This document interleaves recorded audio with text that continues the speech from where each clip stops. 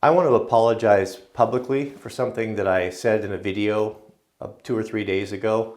The video that I'm talking about was talking about the Prowler, a burglar, a convicted felon that has been running around here and breaking into people's homes and stealing cars and such. And in that video, this man, I've learned a lot about him since then. And when I made this comment, I didn't know anything about him, and I didn't even see him as a human being. I saw him as a convicted felon that was essentially terrorizing our community. That was frightening my wife, was frightening many of some of the old widow women that were living down the road, and I didn't see any humanity into him, and what I am regretting is I refer to this guy as a dirtbag. I don't know why I used that comment. As soon as it came out of my mouth, and I was convicted, like that was a poor choice, and I even pushed that away when I was doing it. I was in post edit, and I watched that again, and I left that in there. And I knew that I shouldn't, and I did it anyway. And I didn't really know why, and I just pushed it out of my conscience and moved on. Well, when Mrs. W was was talking, communicating with the neighbors, and we met someone, or we heard back. We received a really eloquent letter from a woman that's just down the road from us, that her son grew up with this man. He's in his mid-30s.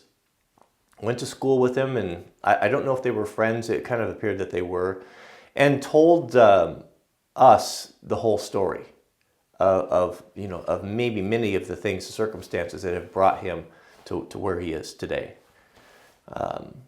And so this man was raised in this area from a little kid, from a very, from what I understand, a very abusive family. They were very, very poor.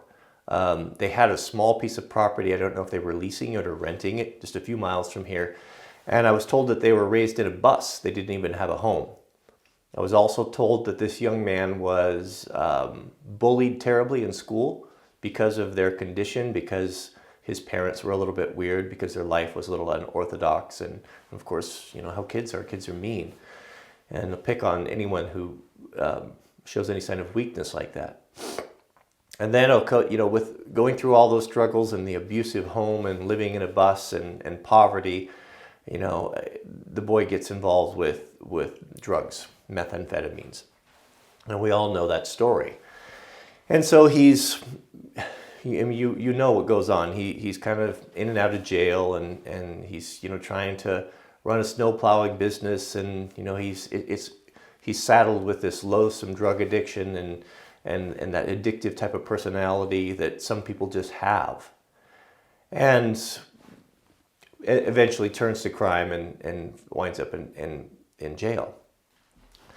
So what I'm told by this family whose son went to school with him, that when he gets out, or every once in a while, he finds his way back up here. Apparently his family is, I don't know, apparently doesn't have any more connection with him.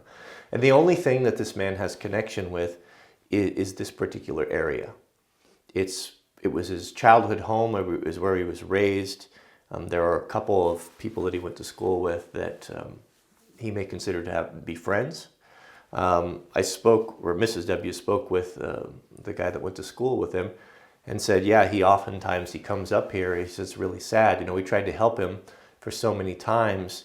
And he continues to come up, and he'll just show up randomly and knock on the door. And he doesn't have anything in his life. He's got no support. He's got no connection to anything.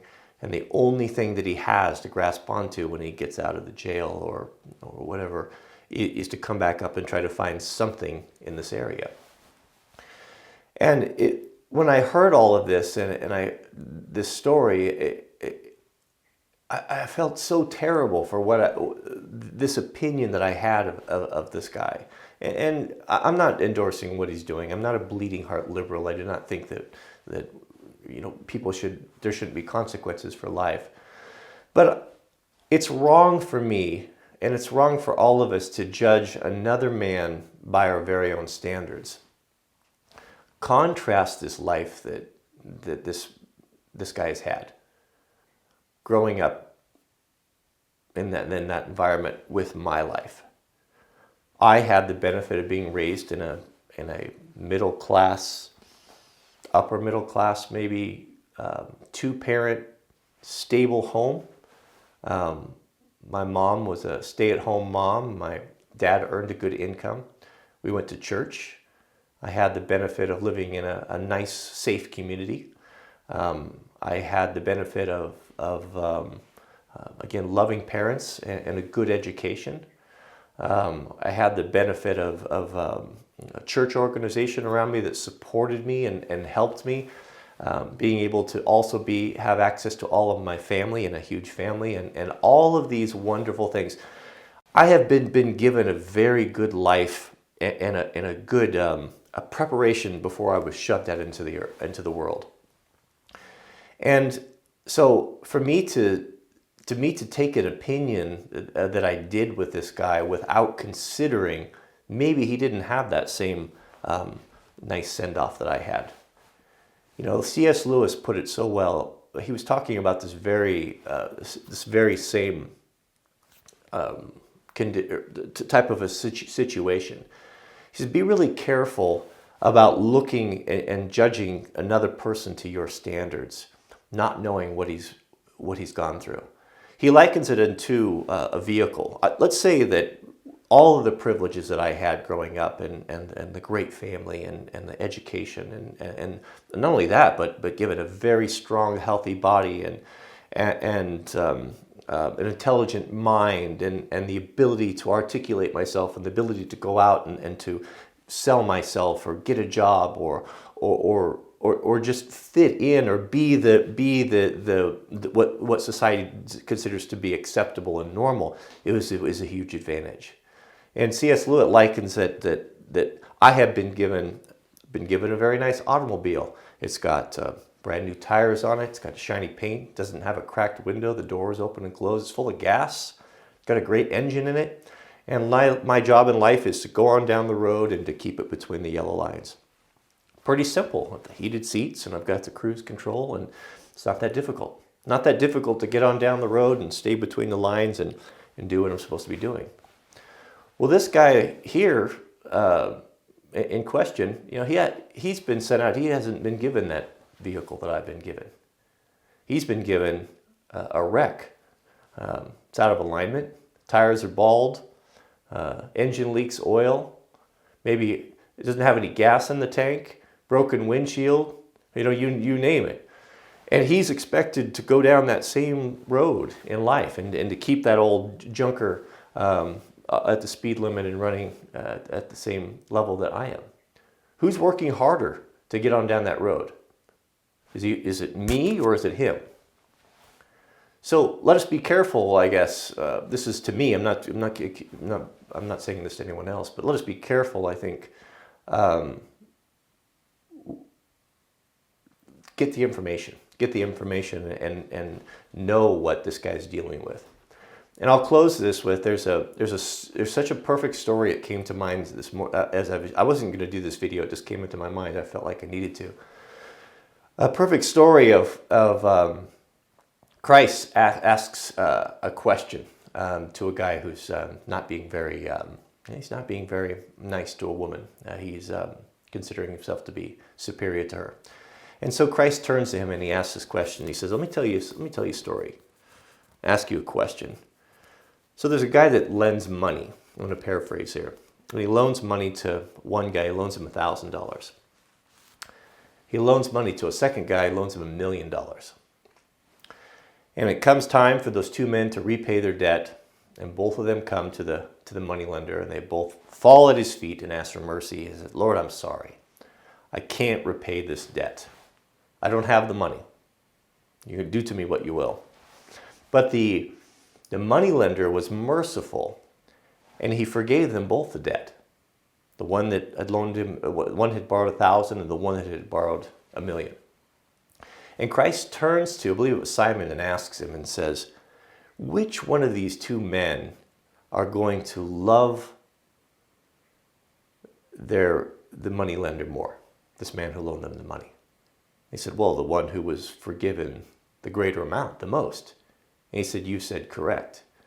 And the reason why he told that story is that those of us who have not really had to struggle all that much in life don't understand what it's like to really be in the gutter. And this young man that is at large in our neighborhood is the parallel that I'm trying to make. I'm sorry, my mind is going blank here. Is that I'm the one that borrowed 1,000 and was forgiven, and he's the one that borrowed 1,000,000 if he is forgiven.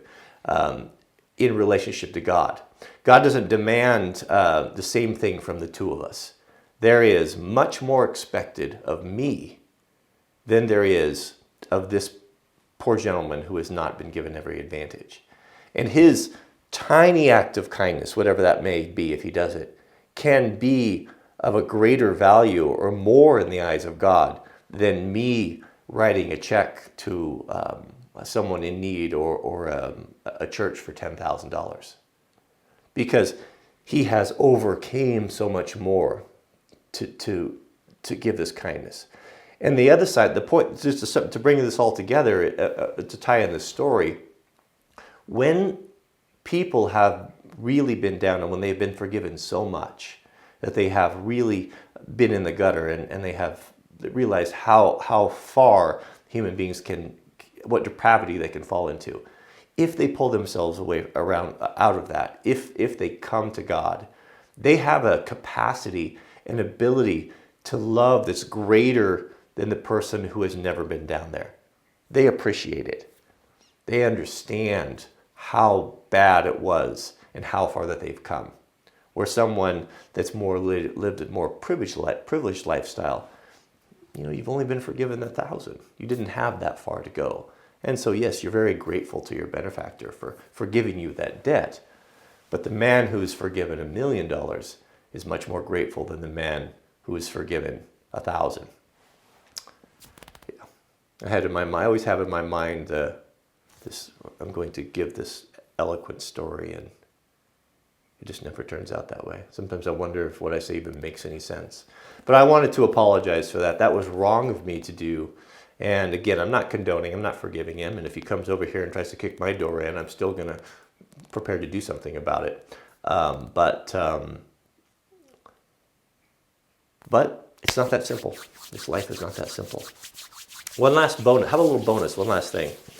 So to all of the, I don't want to be mean here. So to all of the people who, I guess I would call them the turn the other cheek crowd. That say there's no place in a Christian home to have a firearm. There's no place in a Christian home to have to defend yourself, or you should just put your faith in God and what will happen will happen. It's all His will. I would ask you a question.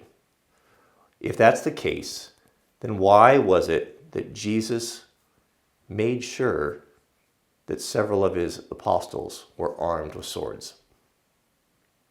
Think about that one. All right, we'll see you guys in the next video.